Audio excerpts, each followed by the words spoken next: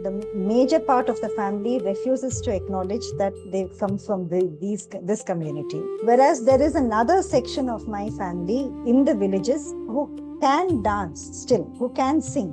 They don't because they don't have the venue for it. But when you talk to them, they can still break into a song and do a padam or something. There are a handful of them. So when they talk, mentally, physically, they're absolutely fine because there is a certain strength about it. The dancing body has a certain sanity about it. So the non-dancing bodies, which have done very well in life, quote unquote, and which are CEOs and everything everywhere, they suffer a certain fear and a certain need to hide. So I try to approach and break that wall and say, listen, we are something else. That is my fight, really. My fight is within my families to make them understand that the stigma has been applied to us. It's been flung on us. We should not let the stigma stick on us. We have to say, no, this is what you have done. What we are is something else, and this is what I am. And the only way that will go is by dancing. Even if it takes another 3 generations for the dancer to come back, the only way is by dancing, singing and dancing. I think it will happen.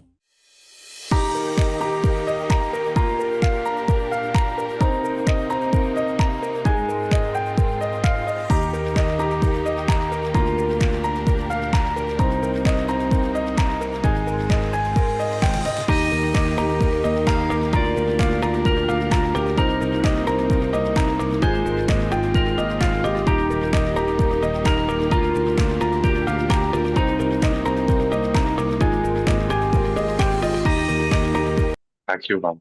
It's always a pleasure to have you. And thank you, you feel that way. I'd like to now invite Shivani to initiate the Q&A. I want to thank you on behalf of myself, my community, my nation, what you're doing, protecting our heritage, standing in the front of no alignment in the community, in the society, coming like a strong woman and saying, this is who we are, this is what we are, this is my art, and I am going to express my art. I have a right to express my art the way I believe it is. It needs immense courage to stand up like this. My pranam to you. Vani, thank you so much. You literally made me cry today, but thank you for understanding this.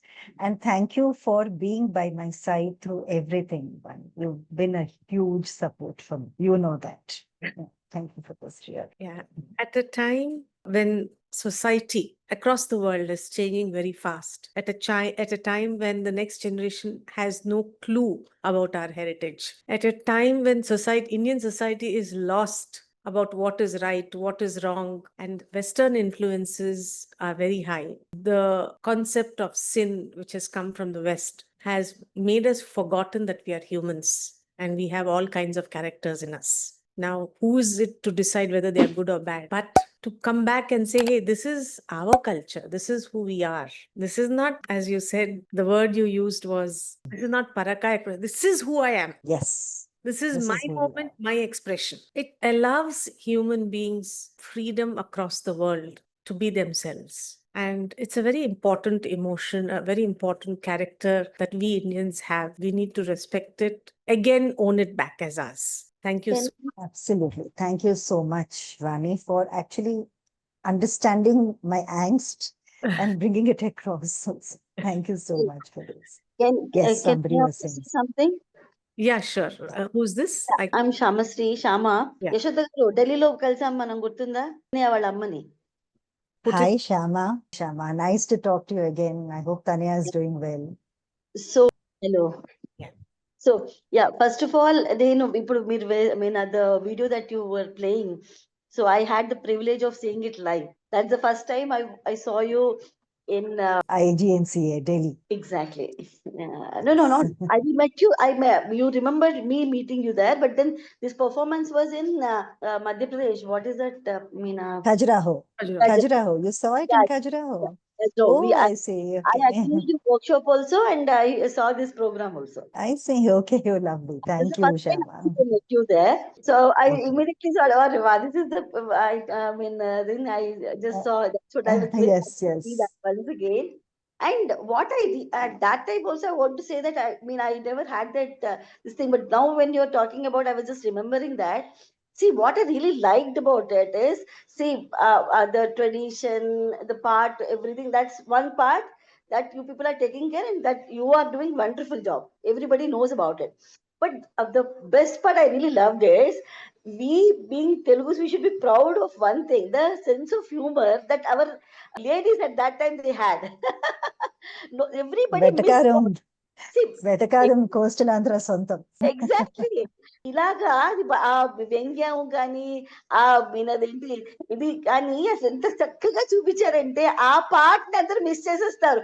They think only about the negative part of it. So the positive part is uh మజా అంటే like అంటే having that Yes. మీనది open heart మీనది fun ని ఎవరు Yes. గుర్తించట్లేదు. I really love that part a lot actually.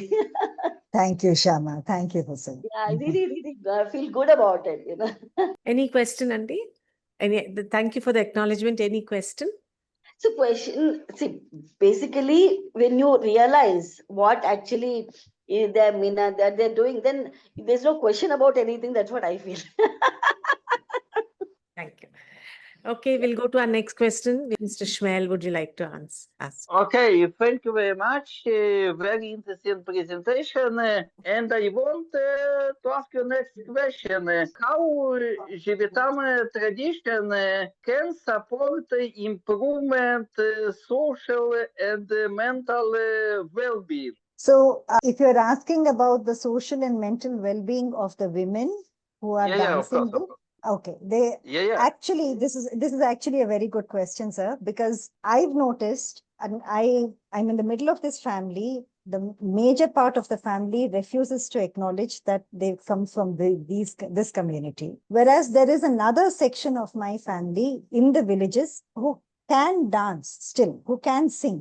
They don't, because they don't have the venue for it. But when you talk to them, they can still break into a song and do a padam or something. There are a handful of them. So when they talk, mentally, physically, they're absolutely fine, because there is a certain strength about it. The dancing body has a certain sanity about it. So the non-dancing bodies, which have done very well in life, quote unquote, and which are CEOs and everything everywhere, they suffer a certain fear and a certain need to hide. So I try to approach and break that wall and say, listen, we are something else. That is my fight, really. My fight is within my families, to make them understand that the stigma has been applied to us. It's been flung on us. We should not let the stigma stick on us. We have to say, no, this is what you have done. What we are is something else, and this is what I am. And the only way that will go is by dancing. Even if it takes another 3 generations for the dancer to come back, the only way is by dancing, singing and dancing. I think it will happen. There was a time when I could not say the word Kalavantulu or Pedapuram. Today I'm sitting here and I'm talking to all of you. So the world is changed. I like to be positive. I'd like to add something here. Shmuel, in the olden days, every village had a temple. The temple was a meeting place for the entire village. It was their place of education. It was their place of Ayurveda. It was their place of mental well-being. It was their place of social community where people met each other. It was their place of expressing themselves. And dance and music, performing arts that happened in the temples, was a way of letting go your emotions that are in you, that today's world, human beings are suppressing themselves or have no one to talk to. In the days past, the temple was a community center which allowed social well-being. That social well-being has been stigmatized. It needs to be brought into mainstream Indian society. If it is brought, people will have a space to express their feelings. Because as doctor said, there is no good or bad. There's no positive or negative. It's how you understand it. Every human has different characters, and let that different characters have a space to express. Yeah, I don't know if I've answered your point, but... No, you have. And very beautifully, one. Very true. Yeah. That's what I meant by cohesive community, the value of the cohesive community, how everybody comes together to support each other, that braid that happens. Yeah, of course. Thank you very much. Thank you. So there's this guest who's asked, how did they make the songs theirs? Poets wrote for them, didn't they? They inspired the poets, but this is also lost in translation. We perform the padam today, mention the poet, but nothing about the dancer that inspired the composition. Correct. Absolutely. I love this question, and this must be from a dancer. It's For from sure. me, Yashoda. Shashi. Yes. Yes. So Would you Shashi like is a to come one dancer. line? Yes, Shashi. And also poets wrote for these dancers, but these dancers themselves also wrote. That's not acknowledged. So there were songs which are written by them, but they didn't publish it on their names, because when it goes on a woman's name, nothing is published. So you create Kshetraya. Harshita Kamath talks about this, and Yes. she writes about Yes, it. yes. You create Kshetraya, and you say he's writing these songs for Atma Paramatma. He is the Jeevatma, he's writing for Krishna, who is the Paramatma. And you put in all the desire into the songs. So you are at once making desire sacred, which is also fine. For that, even that is okay with me. But by doing that, you're removing it from common man. That distance comes. I'm saying, why do we have to make something sacred to make it valuable? Why can we not value basic human emotions? They're so important. Yeah. So Yes. do And we we don't talk need about to, the dance. yeah. So will it be fair to say, maybe just brainstorming, to go back to Mel's question also, right? So we don't know who wrote that padam at this point, right? It could have been Yeah. one of the dancers. Yes. So is it okay to say, let's stop naming the poet also then? Let's just talk about the Yeah. padam. And so there is some Yes. sense, it's not true equality, true, equity, I'm saying, but at the same Yes. time, we bring in some level of, we stop respecting the male poet all the time while Yeah. doing the Yes. padam. So would Yes. that be? Yeah, because as dancers, Shashi, you know this, we did it in class. Every time we perform, every time the same dancer performs a certain song, we become the authors of that song, Yes. a fresh author for the same song. Yeah. So today when I do the same Illerugaka, it may not be that way. It may be something else, because that's not choreographed at all. Yeah. So now when I do it, I'm authoring it again. So we are the authors for dancers when we dance this kind of dance. But when you are doing Marakatha Manimaya or something Right. that's choreographed by Kalakshetra or Kuchipudi Dance Art Academy by Master Garu, those are choreographies which we don't change because they didn't want it to be changed. But our women didn't want it to be replicated. Right. They said, oh, you did that on the right side. Why are you doing it on the left side again? Why are you doing what she has done? Do your own. Yeah. So this is a completely different take here, right? Understood. I love that. Yeah. Yeah. Thank you. So, can you explain a little bit about Abhinaya? So Abhinaya, if I have to give you the technical description, is carrying the journey of the emotion through a certain gesture to the audience. That is a very technical explanation. And there are 4 kinds of Abhinayas. One is through the body, by bodily movement. One is through speech. Another one is through the costume. Because once the person wears the blue and wears a flute and comes, you know it's Krishna. He doesn't have to do anything. So that is Aharya. And the 4th Abhinaya, which is most important, is the one where you don't have to do any of these. Just the person coming and expressing, like you saw Subramaniam, Kola Subramaniam do it. That is the Sattvic Abhinaya, which comes from within. It comes from the untainted heart, that expression that comes. So this is the technical explanation of Abhinaya. So generally it has come to be understood that Abhinaya is of the face. No. What comes on the face is a product of what happens in the body, in every cell of the body that comes across in the face. If you are not activating the body, and the emotion is not spread through the body, then it becomes acting. It becomes put on. That's what we don't want. So if you have enjoyed the Abhinayas, while I didn't move my body, I was just sitting in one place. So visually, I didn't move my body, but that emotion is there in the nail of my toe also. So every cell is carrying that emotion, and only a part of it, it's coming out subtly to you. Yeah, if the body didn't emote, you wouldn't have enjoyed. It would have been very fake. Abhinaya is your emotion being expressed through various forms. Yes. Now, the next question. Thank you. Maya Seele, do you think that Kalavantulu women ever, in any capacity, played a role of psychological healing or support? When I think about they have cultivated embodied emotional insight, I think about how healing it could be. So the Kalavantulu women were traditionally the mentors for the newly married or troubled marriage. They were the ones who were called when kids were married when they were very young, and then they were playing with each other, right? So when they attain puberty and when they're just going for their union, that is when the woman comes. This lady, she's considered auspicious. So she, keeping auspicious aside, I think the auspicious tag was also to give her that importance in society, that place in society. So she comes and she performs a padam and she actually mentors the man, the boy and the girl. She tells the girl how to behave with the boy and the boy how to behave with the girl. And then they go for their first night. That was part of their duty. And the black beads that are tied and all that was done by these women. And it was considered auspicious. Besides that, there are so many marriages that stood the test of time because the man or the woman would go to her and take advice from her. My own grandmother was not married to my grandfather, but she had 10 children from him. My father's mother was in the company of a Madhva Brahmin who had a family of his own. And his wife was not a very healthy person, but my Nanama and she were very good friends. She would go there and take care of her children. In fact, it is said one of her children were part of my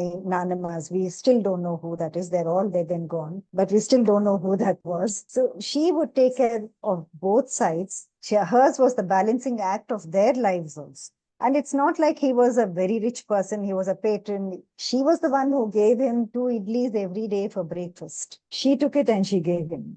So they were all the time counseling people psychologically. Yeah. I see a lot of dancers use makeup and huge eye makeup. When did this come into practice?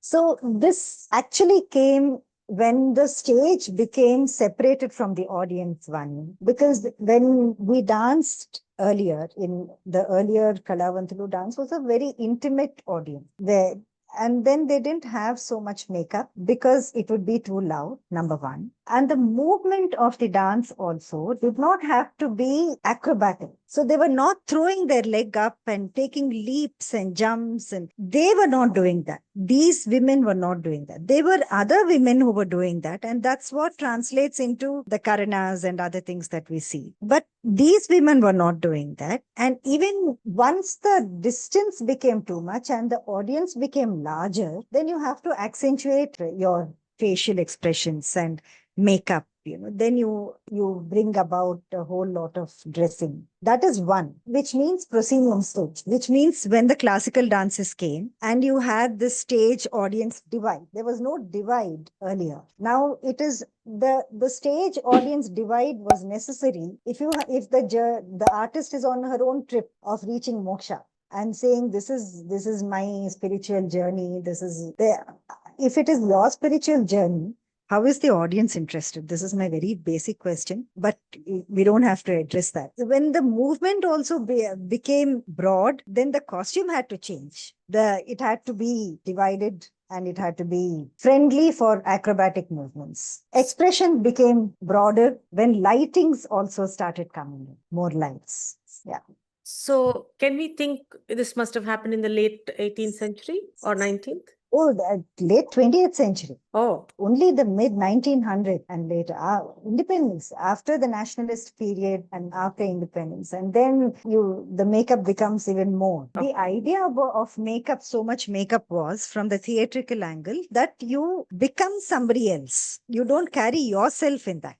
But now it has become a beautification of your own self so that you believe that you are very beautiful. The next question is, historically, when was the first Kalavantulu recorded or the Devadasi first recorded? This is a question that's got so many answers.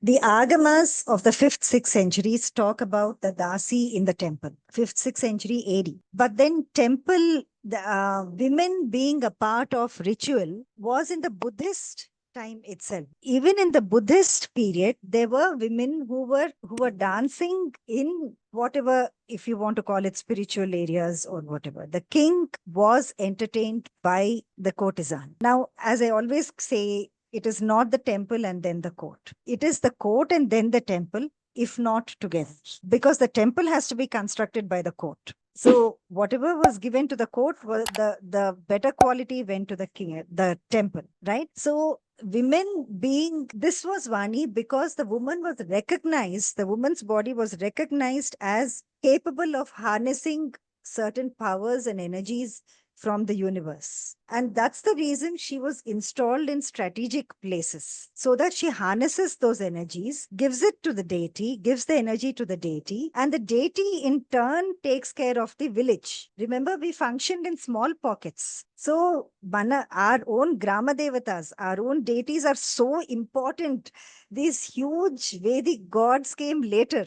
But our own Yellamma, Pochama, yesterday I saw this temple opposite Secretariat saying, Sri Sri Sri Nalla Pochama Alayam. When did Nalla Pochama become Sri Sri Sri? Nalla Pochama is our Grama Devata. You know, you walk out of the house, you have a small temple, and she's your own family deity who's taking care of you. That kind of a thing. Don't distance the gods and goddesses also. They're part of your own family. Let's not lose our indigenous gods and goddesses. So because the woman's body was recognized as this center of power, she was always used in these strategic avenues. Yeah. There's a question from Ms. Himanshi. I am new on this topic, but I saw the art. It's mesmerizing my heart. Could you please suggest any book for this? You give me new perspective of historical knowledge. Any books you could Thank suggest? you so much, Himanshi. Himanshi herself is a beautiful dancer, and she works with temples. Okay. She goes to she can tell you about it herself sometime. So Himanshi, Can you if you're spot? talking about my own work, Yeah. my own work, there is the podcast. It says Her Story of Dance. It gives you a little information. It's a long podcast, but you can listen to it. There is Devesh Soneji's Unfinished Gestures, which is very good. You must read it. It's difficult to read it, but read it. Read it 3, 4, 5 times. And of course, there is Saskia Kursenboom's Nitya Sumangali, which gives you a very technical detail of the temple, the ritualistic temple, if you are looking at that. Nitya Sumangali by Saskia Kursenboom. Nitya Sumangali and Korte, you'll get it. Saskia, Saskia. Besides this, there is Leslie Orr, who wrote a book called Gods, Goddesses and Courtesans, or something like that. Leslieorr. You must read Leslie Orr. She brings about a very beautiful connection of the women, the Joginis, Matangis, and others of the smaller temples, and the Devadasis, and the patrons. So there is this whole maze, you know, when we are talking about cohesive community, how everything comes together. It's important to also address the dancing or non-dancing women of the smaller temples. We are the same. We are not different. Was it across the country or just in the south? Mostly in the South, Vani, you have it. The smaller temples are across the country. Definitely. You have these little temples in Madhya Pradesh and Rajasthan, everywhere. Were women attached to it? Yes, they were. Were they dancing what I am dancing today? No. Because dance was only about the positioning of the body to harness that particular energy and the position that facilitates that energy to come in. And they knew it. Because they did it. I don't know it because I didn't do it at that time. They knew what could have been done.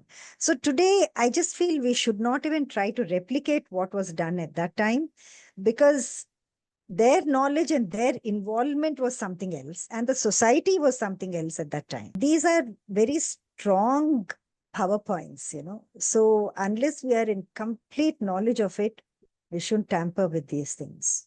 So previously, were there rituals in which states of different journey of life where these rituals performed, and where You mean of the women, or you mean in the women temples performed of the women? dance? Was it done at different stages of life of a human? Like you, when the young girl and boy who were married were going to start Yes. a new family life, they had like this. What were the different times that these people perform? Like, was it when the baby was born? How does it?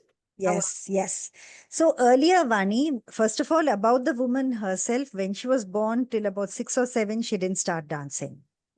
There is a Gaja Puja, there is a whole process that begins, and then she begins to dance. And after she gains puberty, that is when she is committed to a temple or a court. Yeah, she is, what they call marriage was, it was, I like to think of it as a contract because that's a job that she got.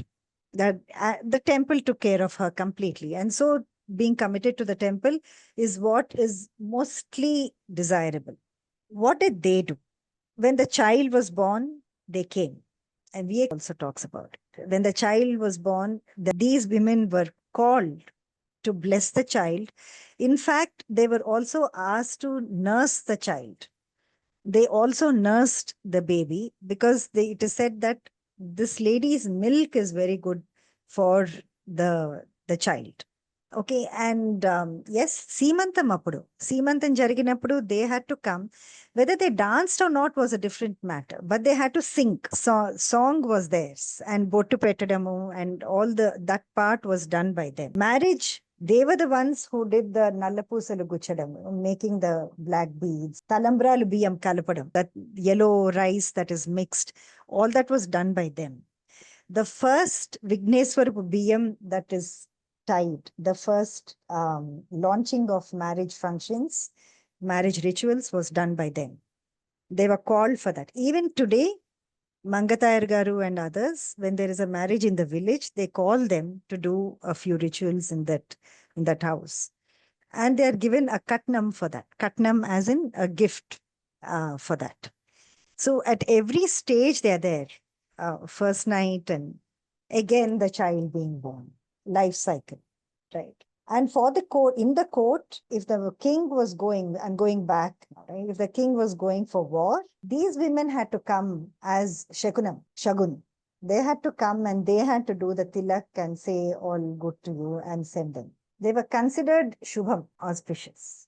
I don't want to talk too much about that because they were also exploited because of that. Because they became the symbol of Shubham and all that, it became it's a different story. Come on. If I get into that.